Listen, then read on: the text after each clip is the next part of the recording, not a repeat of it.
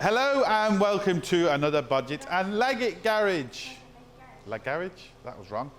I'm distracted because behind me, which you can't see, is Sean filming me for his channel. Yeah. A bit of backstage filming. So yeah, I was looking at him and getting confused. Anyway, so what we have today is a 2005 Renault Megane, and we have a problem with the back lights.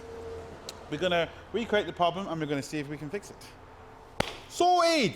Right, okay, that's a lot better now.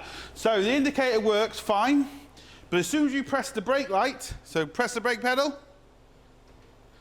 Right, as soon as you press the brake pedal, I don't know if the camera's going to show that, the light, the light inside gets faster, so it's as if the bulb is gone. The indicator bulb goes really dull. Release it. Sorry, it's not actually the indicator, sorry. Press it again. The reversing lights go dull, the indicator goes off, and the actual driving lights start blinking. And on the other side, the reversing light, as you can see, is just glowing.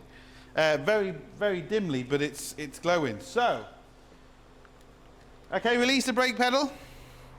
This could be a really simple fix, like a dodgy earth or something, or a broken wire, or not broken wire, but a loose connection.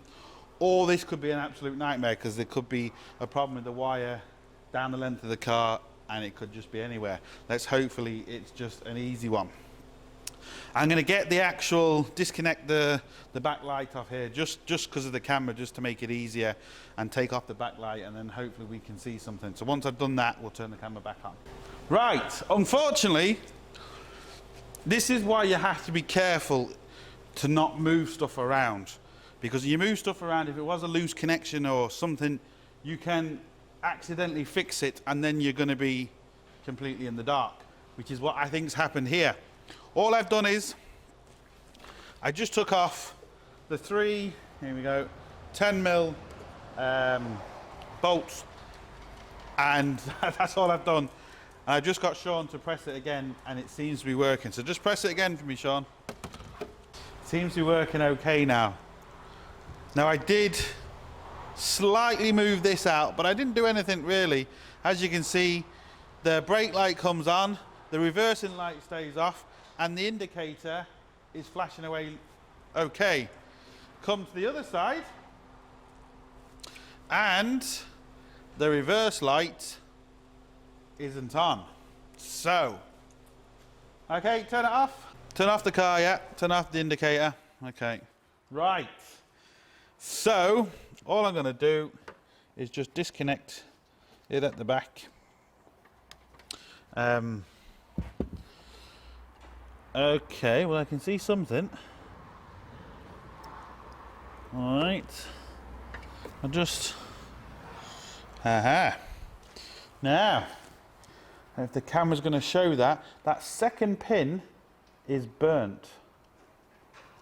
So, the second pin is here, and again you can see some burning, scoring marks.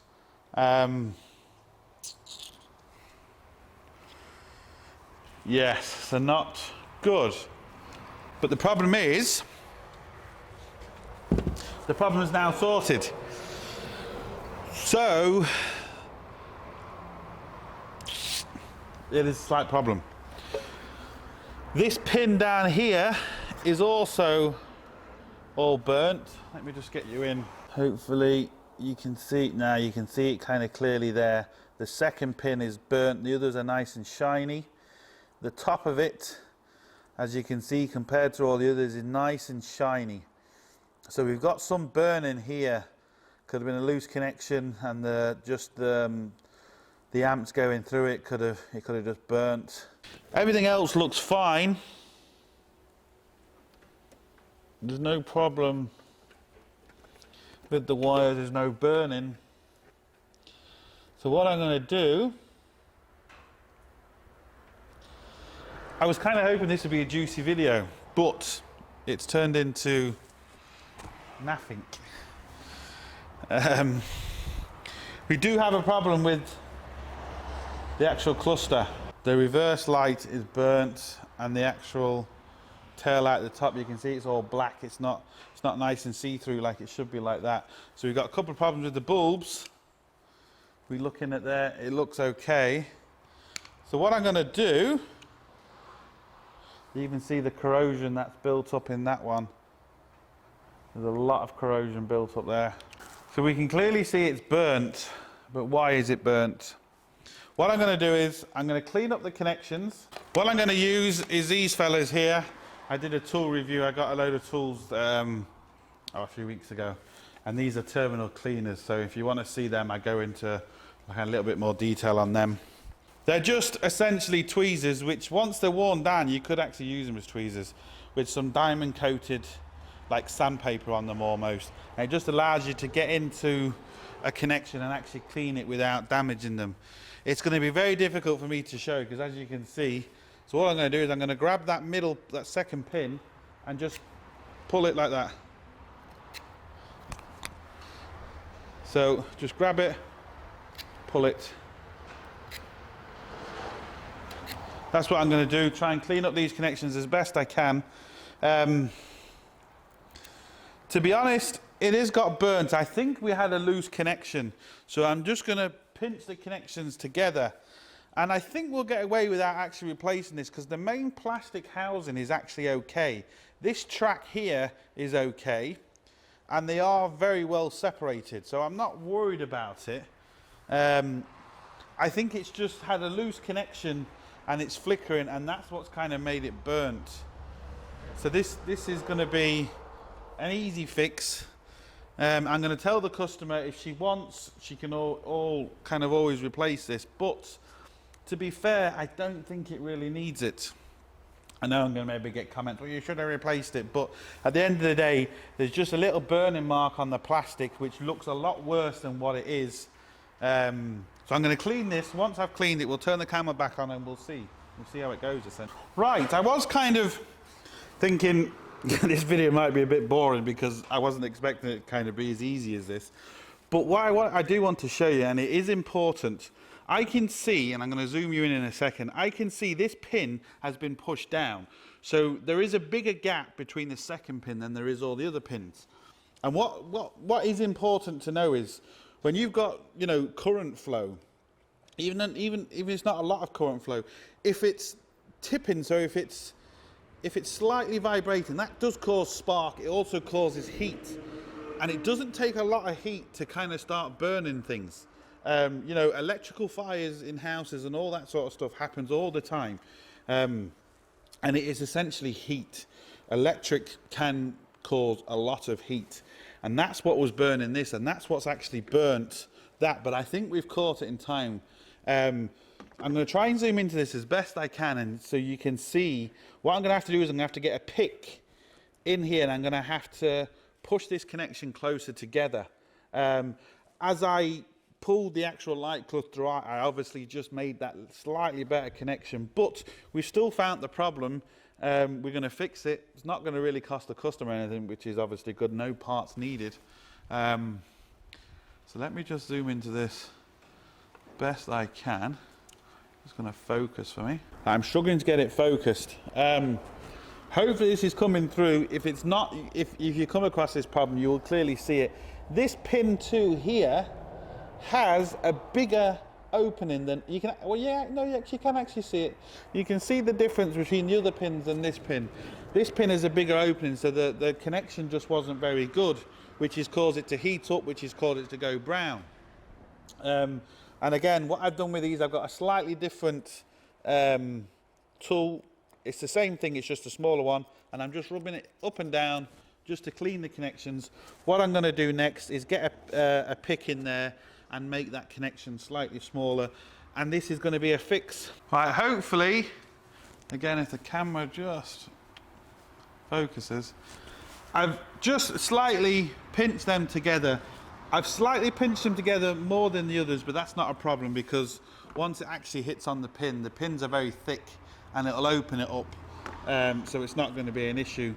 But that essentially was our problem, and this is why when you're doing anything electrical, be very careful to touch things first, because you could accidentally fix it like we did. Lucky enough, we still found the problem, but that doesn't always happen. So yeah, you have to be careful whenever you're doing any electrical problems, because moving connections, doing stuff like that can sometimes fix the problems, and it could take months for it to come back. We were lucky enough, we did find the problem, so it wasn't really the end of the world. We are going to get away with it. Well, let's get that zoomed in. It does look a lot worse on camera than it actually is in real life. So we're going to be fine. I'm going to replace the bulbs. So we'll just put this connection back, make sure it feels good. Right, it feels good. I'm going to replace these 3 bulbs because they're not great. They're I'm going to replace these 3 bulbs because they're not great. They're old. And then we're going to check it again. Sorted. Right, so we had the indicator on. I just turned the actual brake light, the driving lights on as well. Press the brake, Sean. There we go, that's the brake light on. That's just blinding me. I can't see what I'm doing now. Off. On.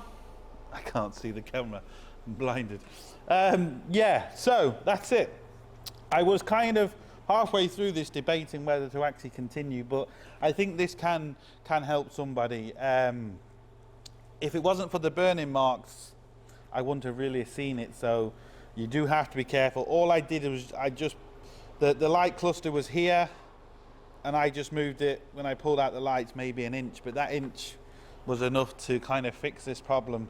Well, it was enough to fix the problem the way it was. When I pushed it back in, no doubt it would have kind of done the same thing again, but you know, it's one of them things that can certainly help someone, and this can go on a lot of cars. It's not just particularly a Renault. You know, this is the sort of thing that can happen on most cars. So that's it. We fixed it, short and sweet, and customer didn't have to buy anything, so everybody's happy. And yeah, sorted. Right, so that was it. Oh, that's it. Kick the camera. So that was it. Like I said, I was kind of debating whether to put this up, but I think it could help someone. And all this could have been down to, it could have been very simple. Whoever took the connection off the light cluster last, if they didn't take it off completely square, if you try and take it off at an angle, that's the sort of things you can do. And it's amazing. I don't know how many times I've come across connections that are just loose, and they can cause all sorts of problems in your car. Because someone has taken them off, but they kind of rip them to the side or the up and down. They just don't take them off nice and straight. And it's very simple to do it. So I'm still getting filmed by Sean here on the back scenes. So yeah, that's quite funny. But that's it really. So yeah, look, hope it helps. Thumbs up, subscribe and all that. You know, don't forget, links down below, links up here. But most importantly, don't forget, get your hands dirty. See you for the next one. Sorted.